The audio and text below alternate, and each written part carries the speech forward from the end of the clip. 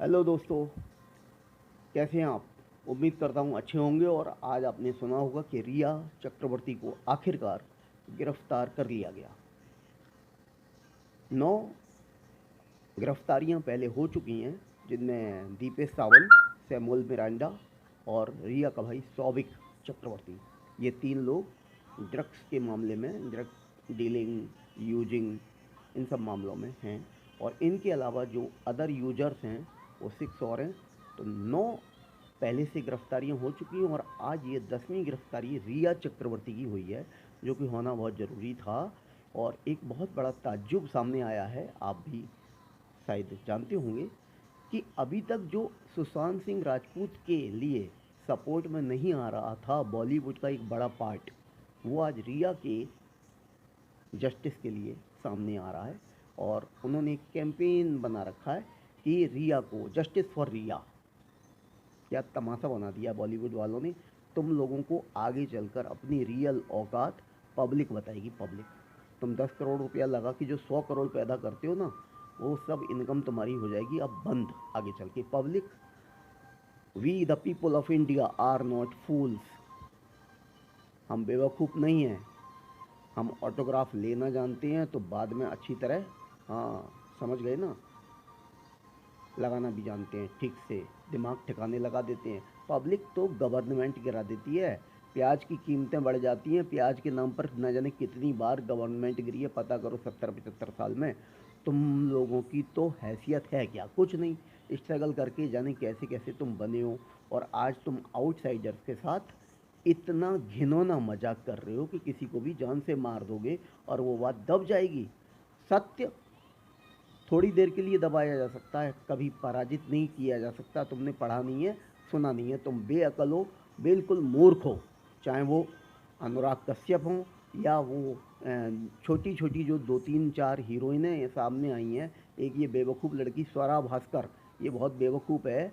इसको पता नहीं क्यों डिबेट वगैरह में बुला लिया जाता है और बहुत हाफ माइंड लेडी है। इसको बिल्कुल भी बोलने की तमीज़ नहीं है और किसी को कुछ भी बोल देती है। इसने अभी हाल में एक बच्चे ने इसको आंटी कह दिया, 4-5 साल के बच्चे ने, स्टूडियो में शूटिंग के वक्त, तो इसने उसको थप्पड़ मार दिया।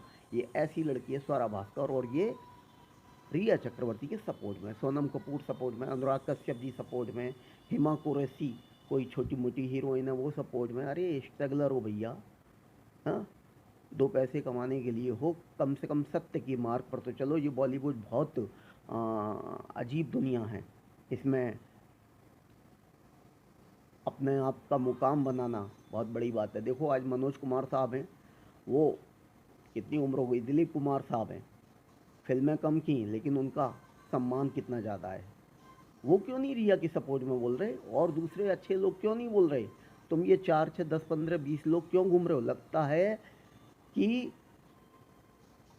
ड्रग्स के मामले में कहीं तुम्हारा कोई टांका तो नहीं है, लग रहा है। तुम लोग एक्सपोज होने वाले हो, इसलिए तुम सोच रहे हो कि हम रिया का सपोर्ट करें, ताकि रिया जेल में, अगर रिया के साथ कोई इंटेरोगेशन स्ट्रिक्टली होता है तो रिया कहीं आपके नाम एक्सपोज ना कर दे। नहीं नहीं, वो एक्सपोज करेगी या नहीं करेगी, गॉड बहुत बड़ा होता है, गॉड इज़ ग्रेट। धीरे धीरे सारी बातें सामने आ जाएंगी। वो भी सहयोग करेगी अपनी सज़ा कम कराने के लिए, और हमारी एनसीबी में, ईडी में और सीबीआई में और इंडिया की पब्लिक में बहुत दम है। तुम उस दम के आगे, उस पावर के आगे कुछ भी नहीं हो, कहीं भी टिकते नहीं हो, दिखते नहीं हो। और तुम अब फिल्म मेकिंग बनाना छोड़ दो, टैक्सी ड्राइवरी वगैरह कुछ करना सीख जाओ, ताकि तुम लोग, और तुम जो दूसरी जो हीरोइंस हैं, मैं उनको सलाह दूंगा कि आप लोगों को एक्टिंग आती ही है तो बॉलीवुड में तो अब तुम्हारा कुछ भला होने वाला नहीं है। एनएसडी वगैरह ज्वाइन कर लो, या मुंबई में भी थिएटर्स चलते हैं, पृथ्वी थिएटर है शशि साहब का, शशि कपूर जी का, उसमें थोड़ा बहुत कर लो तो दाल रोटी आपकी चलती रहेगी। ये उल्टे सीधे ड्रामा मत करो। और ड्रग्स डीलिंग में अगर तुम पाए गए ना, तो फिर तो तुम्हें जेल होगी पक्का। ठीक है, तो रिया का सपोर्ट करना है करो, अपने आप फंसोगे और अपने आप गड्ढा खोदोगे। आप, एक लड़का, इनोसेंट लड़का मारा गया और आप उसके सपोर्ट में नहीं बोले, और एक लड़की जो कि अक्यूज्ड है, आप उसके सपोर्ट में तुरंत आ गए। क्या डबल स्टैंडर्ड है आप लोगों का, मान गए। तुम लोग तो बहुत बड़े कलाकार हो, बहुत बड़े एक्टर हो, डायरेक्टर हो और बहुत पैसे वाले भी हो। चलिए देखते हैं क्या होता है। अभी कल कोर्ट टाइम दे देगा रिया के लिए भी, रिमांड का। और वो जो स्ट्रेटेजी अपनाई गई है एनसीबी के द्वारा, बहुत बढ़िया अपनाई गई है। बाकी के जो 9 लोग हैं ना, उनके लिए भी एनसीबी टाइम मांगेगी और कोर्ट टाइम देगा कि अब तो रिया के सामने पूछताछ होगी उन लोगों के, फेस टू फेस। इसलिए हमें टाइम चाहिए, एनसीबी कहेगा और कोर्ट को टाइम देना होगा, क्योंकि ये जस्टिस यही कहता है। तो हम लोगों को जस्टिस मिलेगा। ये इंडिया की पावर है, हम लोगों की पावर है। तुम अपना पैसा अपने पास संभालो और उस पैसे से मौज करो। और पैसे से सिर्फ आप एन्जॉयमेंट खरीद सकते हो, दिल का सुकून नहीं, जो कि तुम्हें अब मिलने वाला नहीं है, ये पक्की बात है। ओके फ्रेंड्स, आप सब लोग जो मेरे साथ हो, मेरे सपोर्ट में हो, मैं इंडिया में रहता हूँ तो आप भी, यहाँ तक कि अमेरिका और दूसरे देशों से लोग एसएसआर के लिए सपोर्ट में आए हैं। तो आप सब मेरी बात को समझ गए होंगे। थोड़े दिनों के लिए या महीनों के लिए या थोड़े सालों के लिए बॉलीवुड को कर दो बाइकआउट।